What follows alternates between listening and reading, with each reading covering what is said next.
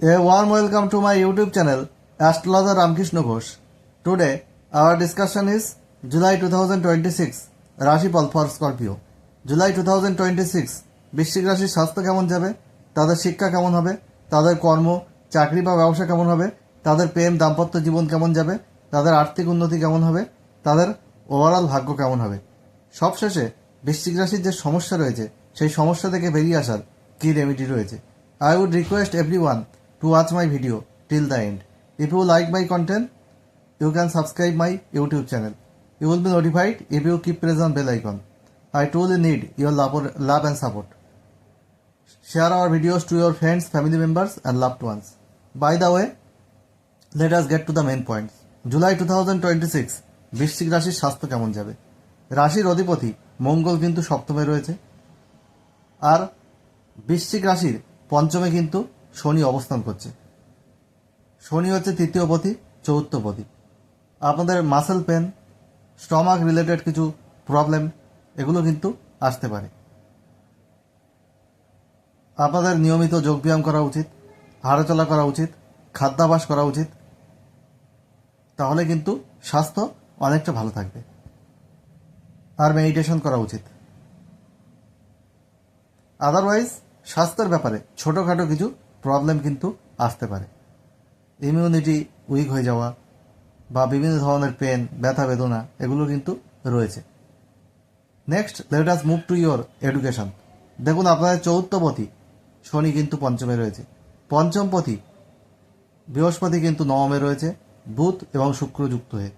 শুক্র 5 জুলাই কিন্তু অবশ্য দশমে গোচর করবে এবং কেতু যুক্ত হবে। চতুর্থে রাহু রয়েছে। মন কিছু কিছু ক্ষেত্রে কিন্তু ডাইভার্ট হয়ে যাওয়ার একটা প্রবণতা কিন্তু রয়েছে। টেকনিক্যাল এডুকেশন যারা করছেন তাদের দিক থেকে ডেভেলপমেন্টের জায়গা রয়েছে। কিছু এফোর্ট, কিছু পরিশ্রম, হার্ডওয়ার্ক এগুলো কিন্তু করতে হবে। Hard work will bring your success. যদি আপনারা হার্ডওয়ার্ক করতে পারেন তাহলেই কিন্তু আপনাদের সাকসেস আসবে, রেজাল্ট আপনারা এক্সপেক্টেড পাবেন। আদারওয়াইজ কিছু অবস্ট্যাকেল আপনাদের কিন্তু ফেস করতে হবে বিদ্যার ক্ষেত্রে, বিশেষ করে কলেজ বিদ্যা এবং প্রাথমিক শিক্ষার ক্ষেত্রে। উচ্চশিক্ষার যোগ রয়েছে, যারা গবেষণামূলক পড়াশোনার সঙ্গে যুক্ত তাদের ডেভেলপমেন্টের জায়গা কিন্তু রয়েছে। তারাও কিন্তু এক্সপেক্টেড রেজাল্ট অনেক ক্ষেত্রে আশা করতে পারবেন পরিশ্রমকে জারি রেখে। Next let us move to your love life. দেখুন আপনাদের পঞ্চমপতি নবমে রয়েছে, পঞ্চমে শনির অবস্থান। পঞ্চমে শনির অবস্থান আপনার যে লাভ পার্টনার সে কিন্তু একটু জেদি হয়ে যেতে পারে। সব বিষয়ে তার একটা জেদ থাকবে। কিছু বিষয়ে মিসআন্ডারস্ট্যান্ডিং, আর্গুমেন্ট এগুলো কিন্তু হবে, যার জন্যে প্রেম সম্পর্কে কিছু মিসআন্ডারস্ট্যান্ডিং দেখা দিতে পারে। প্রেমের বিষয়ে আপনাদের কিন্তু কশাস থাকতে হবে, না হলে কিছু সমস্যা কিন্তু রয়েছে। প্রেমের জায়গায় কিছুটা হলেও কিন্তু ডিসস্যাটিসফ্যাকশনের জায়গা বা একটা সমস্যা কিন্তু রয়েছে। যদি প্রেমের ক্ষেত্রে আপনারা সততা মেনটেন করতে পারেন, সেই জায়গাটাকে আপনারা অ্যাডজাস্ট বা কম্প্রোমাইজ করে চলতে পারেন, then your love life will be better. Next let us move to your married life. দেখুন আপনাদের সপ্তমপতি শুক্রের অবস্থান কিন্তু ভালো, প্রথমে নবমে, তারপর 5 জুলাইয়ের পরে দশমে অবস্থান করছে। আর আপনাদের সপ্তমে কিন্তু আপনাদের রাশির অধিপতি মঙ্গলের অবস্থান রয়েছে। ম্যারিড লাইফ কিন্তু বেটার হবে। ছোটোখাটো ট্যুর, ট্রাভেল, ভ্রমণ এগুলো আছে। যারা চাইল্ড প্ল্যানিং করছেন বা যাদের সন্তান রয়েছে তাদের ক্ষেত্রে কিন্তু ভালো ফল, সন্তানের জায়গায় ডেভেলপমেন্ট বা যারা চাইল্ড প্ল্যানিং করছেন সেই জায়গাটা কিন্তু আপনাদের ফ্রুটফুল হওয়ার সম্ভাবনা যথেষ্ট পরিমাণে কিন্তু ইন্ডিকেট করছে। ম্যারিড লাইফ ভালো হবে। ম্যারিড লাইফে আপনারা একটা সুস্থ স্বাভাবিক লাইফ কিন্তু আপনারা লিড করতে পারবেন, কিন্তু আপনাদেরকে ইগো ত্যাগ করতে হবে।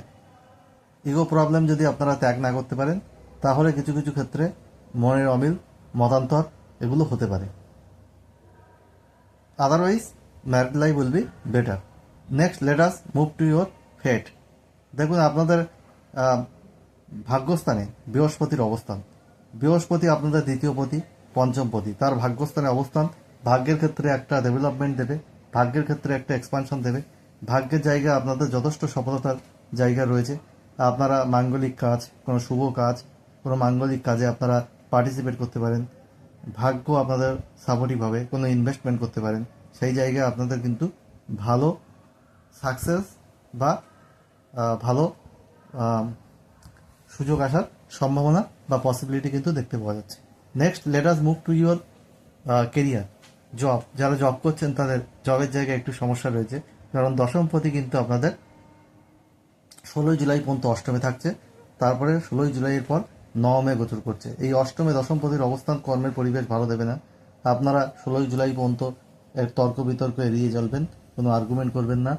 কর্মের ক্ষেত্রে মনোসংযোগ ঠিকমতো না পাওয়া, মন ডাইভার্ট হয়ে যাওয়া, কর্মের ক্ষেত্রে লেজিনেস আসা এবং বেটার কিছু অপরচুনিটি খোঁজার চেষ্টা আপনারা করতে পারেন। কর্মের পরিবেশ এই সময় ঠিকঠাক থাকবে না, এরকম কিন্তু দেখা যাচ্ছে। কিন্তু 16 জুলাইয়ের পর আপনাদের কর্মের জায়গাটা কিন্তু বেটার হচ্ছে, কর্মের পরিবেশ ভালো হবে। আর কর্মের ক্ষেত্রে আপনাদের ইনক্রিমেন্ট, প্রমোশন এগুলো কিন্তু দেখাচ্ছে 16 জুলাইয়ের পর।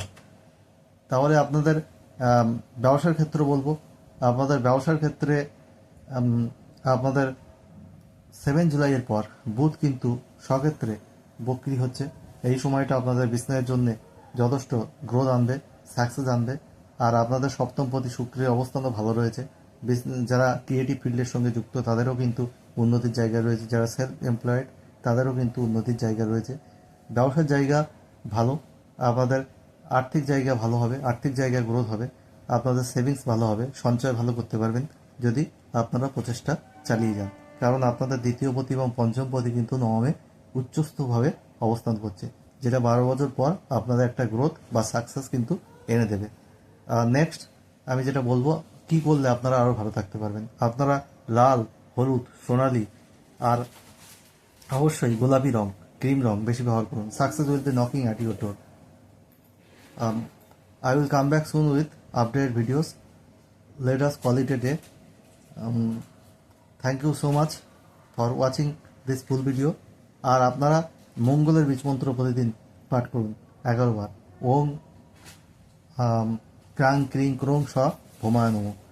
আর আপনারা যেটা করতে পারেন, চন্দ্রের বীজমন্ত্র পাঠ করতে পারেন প্রতিদিন চোর সংখ্যায় সূর্যাস্তের পর। ওং শ্রাং শ্রীং শ্রম সচন্দ্রায় নমঃ। আর আপনারা হনুমান চাল্লিশা পাঠ করতে পারেন, শুভ ফল আপনারা অবশ্যই পাবেন। আর তামার ঘটিতে জল নিয়ে সূর্য মন্ত্র সহযোগে 7 বার সূর্য প্রণাম করবেন, তারপরে জলটি গাছের গোড়ায় ফেলে দেবেন।